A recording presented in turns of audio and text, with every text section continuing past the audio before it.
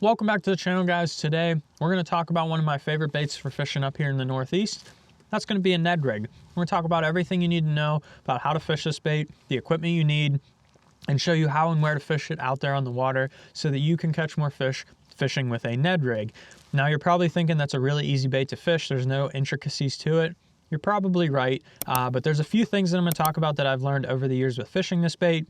And if you're on the train of not fishing a Ned rig, watch today's video. Promise you, go give it a try on your local lake. It will bail you out in times when you cannot get a bite. I fought against it for years. I said, I'm never going to throw that bait. That thing's stupid. No one will ever fish that. After getting beat on a few tournaments with it, learning how much it could be effective on some of my bodies of water, I started throwing it. Now I make my own Ned rig heads. I buy bulk bags of Z-Man TRDs and I fish it like crazy. So stay tuned. Let's get right into it and break this guy down. So the nice thing about a Ned rig is that anyone can fish it. It's really, really simple. You don't need to do anything too fancy and you don't need fancy equipment either. So this is just a cash and core spinning rod that I have here for my rod and reel setup. This is the 7-foot medium light. I do also have a 7-foot medium, and if you want to use a little bit heavier Ned rig or fish in some heavier current or bigger fish, you could use that one as well. I like the medium light. I like to play the fish a little bit, and I like to have fun with them. If you're in a tournament, you probably put a little bit more heat on them and go with the 7-foot medium. Either one would work. If you have a spinning rod that is 6'6" to 7'6" in length and a medium or a medium light, you can throw a Ned rig on it. So you probably already have the spinning rod to do so. One of the very important things, not the reel, but this reel is a Shimano Sedona 2500 size. That's the one that I fish on pretty much all my spinning rods. Super affordable reel, has a good drag system. That's all you really need with your spinning reels. I keep it very basic. The line is more important. I fish 15-pound lime green braid, and I promise you, if you try this, you will catch more fish no matter what. It's super, super effective. You will feel more because it has more sensitivity, but more importantly, as you're dragging this Ned rig, you will see when a fish picks it up. You'll see your line jump, even if you're not holding tension on that bait at that exact time. So you'll be able to see that and catch more fish, and I'll always tie a leader on here. So I have about a 10-foot section of 8-pound test fluorocarbon leader, and that's basically the setup. It's really, really simple. It's the same spinning rod that I fish just about every other finesse fishing technique on. I don't do anything fancy with it, and we're good to go. So the more important part is actually your Ned rig bait and jig head. When you get down here to this guy, there's going to be a bunch of Ned rig baits and jig heads that you can buy now because it's so popular. There's only a few that are good enough to actually fish with. Everyone's going to put stuff out there just because they want to get on the trend. But to be honest, if it does not have that ElasTech material, or more importantly, if that bait is salted, there's ones that are salted out there that you can buy as a Ned rig bait, makes absolutely no sense because when that thing hits the bottom, it's just going to fall over because they sink. So I truly believe that you do need to buy the Z-Man Finesse plastics just because of how good they float. I've seen it with smallmouth. They work really well, and they're just super cheap and effective. I fish tons of Z-Man Finesse plastics. That's the one I really, really like on my Ned rigs, and I keep it really simple with that. When it comes to your jig head, even Z-Man makes jig heads, and most of them I would not recommend going with for your Ned rig. A lot of like the very basic finesse shroom heads that are 5 a pack that you see out there, they're the cheapest ones. Do not go with those ones. They have a very small hook. Your hook's going to come down even to here. And what's going to happen is that hook is so light wire that you're going to bend it out on some bigger fish. So I fished with those for a while, and they're good to get started with. What I actually started doing, I bought the jig mold from Do It Molds, the Ned Midwest Finesse Head mold, and I just make my own. And the nice thing is they come in more sizes than the Z-Man does, which is going to be important, but I can put whatever hook I want in here. So I put a 1/0 Gamakatsu 604 in here. This thing is stout. When I hook a fish, I'm not bending this hook out. Nice part is, since I pour them myself, they're very cheap. When you bend a hook out on the Z-Man one, you will get your lure back if you get a snag. If you snag this, it's gone. So you lose a lot of Ned rigs that way, but you're going to land more fish because of it. So it's a hit or miss game, whatever you feel like doing there. You can use the finesse shrooms. I've done it for years. I would just recommend going a little bit heavier on your hook. They make like the power shrooms. You get less in a pack, but just going with that, it's going to have a bigger, heavier hook. And you can still buy ones that are already pre-made from Z-Man, and you'll catch more fish using that setup there than going with their basic Z-Man finesse shrooms. So other than that, like I said, the TRD, color-wise, I keep it really simple. I mostly just fish green pumpkin colors and occasionally like a black. Anything in the green pumpkin. I've had the green pumpkin orange and some dirty water, green pumpkin, watermelon, red, any of those colors that are like a bluegill-ish color, something that looks like a little bug, something that looks like a little craw. Really doesn't matter, just a natural color of something wiggling around down there on the bottom. I have no idea what these fish think this is. It doesn't make any sense why they would bite it, but it works time and time again. So I'm going to keep throwing it. And then, like I said, weights on your jig head, that's very important. I fish everything from like a 1/8 all the way up to a 1/4, and I fish every size in between. I have an entire box full of them, and I will adjust my weight based on how deep I'm fishing, how heavy the current is, the type of structure I'm fishing. If you're fishing big boulders in shallow water, if you throw a 1/4 ounce in there, it's going to bury right into that boulder and you're losing that jig head time and time again.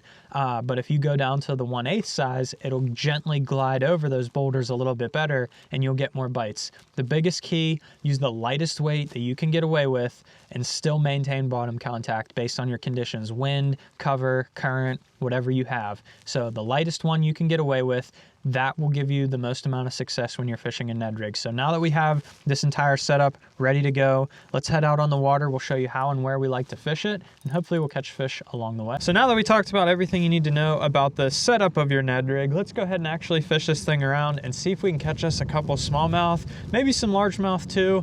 This lake does have both of them. Basically what we've been faced with today is a bunch of staging smallmouth. They're not quite on beds yet. The water temp is like 56 degrees. It's been in the 60s, so they've already started making beds, and I found a couple. There's just no fish on them.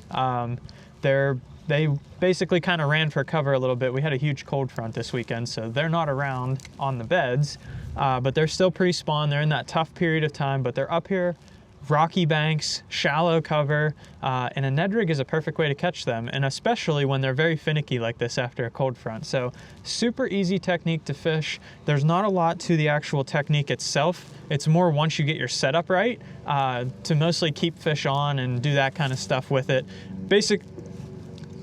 Basically, all we're gonna do is find shallow cover today. Like I said, we're looking for areas that these fish can stage. They like to spawn on these seawalls and this rock bank out in front of me here, but they're gonna just find the first piece of cover they can, and that is boat docks right here. So honestly, what they do is they get next to vertical cover, which are the actual poles in the water, or the seawalls themselves. They'll stay on those too.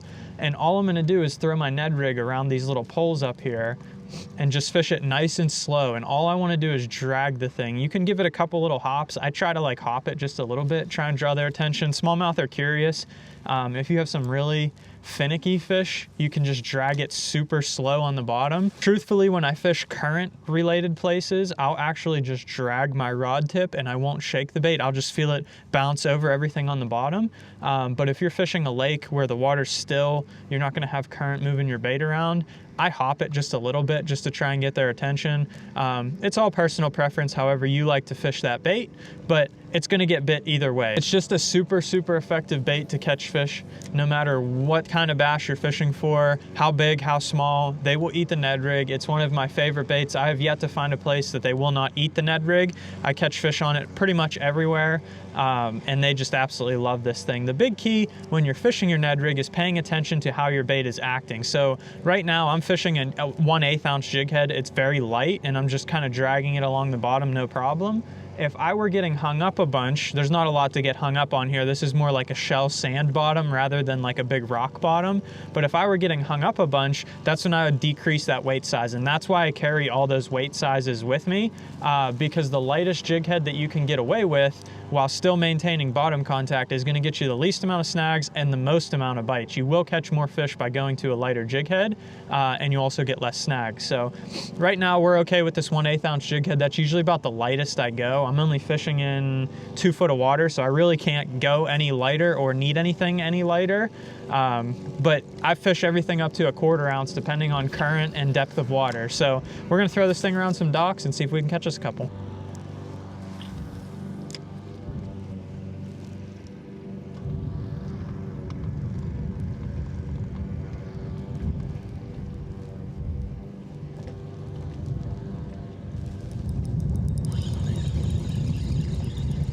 There's a little guy right there.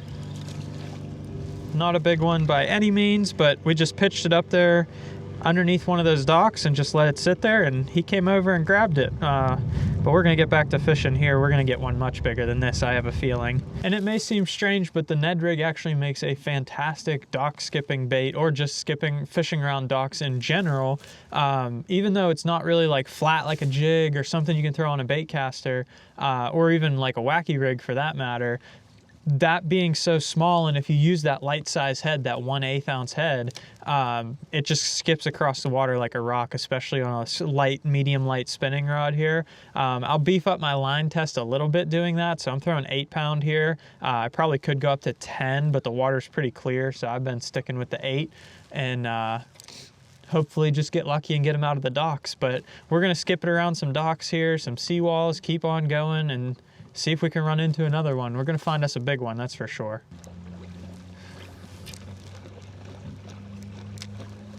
See if he'll come back and get it. How stupid is he?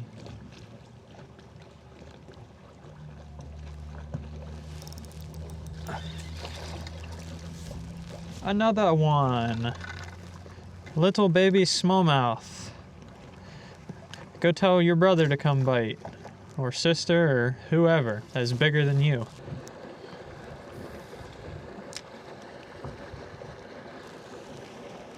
Just need one good one. There we go. He's not bad.